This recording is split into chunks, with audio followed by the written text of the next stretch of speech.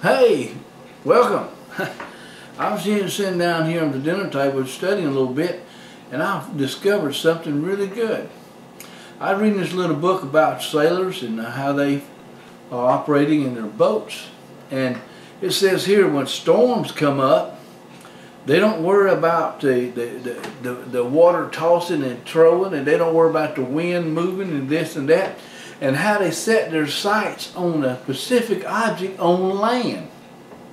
It says here that they just aim at it and go for the aim or the spot in which they seen on the land.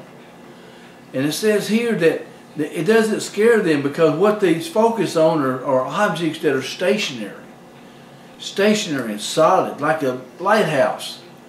And they just aim for it and just go. Ain't that amazing?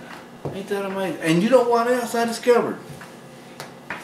By studying in the book of Matthew, in the part where it says Jesus walks on the water.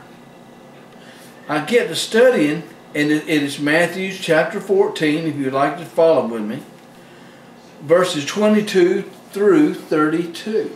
22 through 32. And it talks about how Christ came to these gentlemen when they were in a boat on the midst of the water. And he came across walking on the water. And yet the men seen him doing it, but they wasn't quite certain who or what this object was coming close to them. And they hollered out, and it says in Scripture, Peter hollered and said, "Lord, if it be you, bid me to come toward you." Bid me to come. That means tell me to come out of the boat and I'll follow to you. I'll keep my eye on you and I'll head straight to you. I'll see you because you're a solid rock. And Peter, he says, got out of the boat and began walking on the water. And he headed toward Jesus because he was a solid rock. But what happened?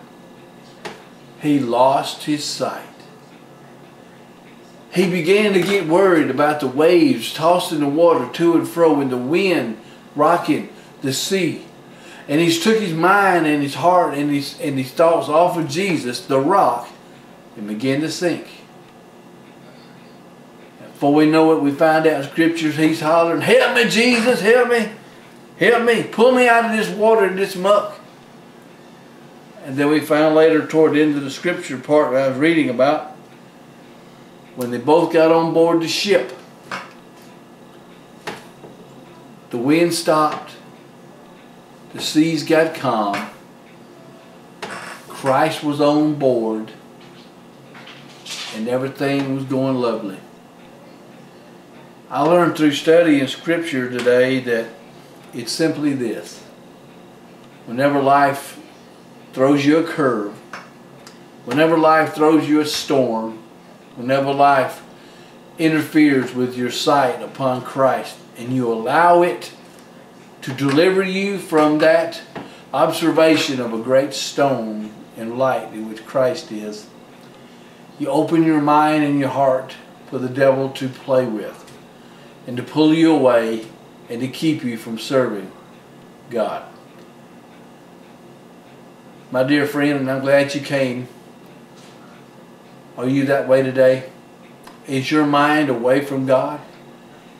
Is this world of our financial turmoil in the United States, as well as the world, has it got you away from keeping your eye on Christ? Has it? Well, if it has, let me simply say this: don't worry about it. Call upon the name of the Lord, and He shall be there for you. Keep a solid rock steady. Keep it there, and He will be there for you. Call upon the name of the Lord. Well, thank you. Now I need to get back to studying. Glad you could come by. Remember, I am the American Puritan.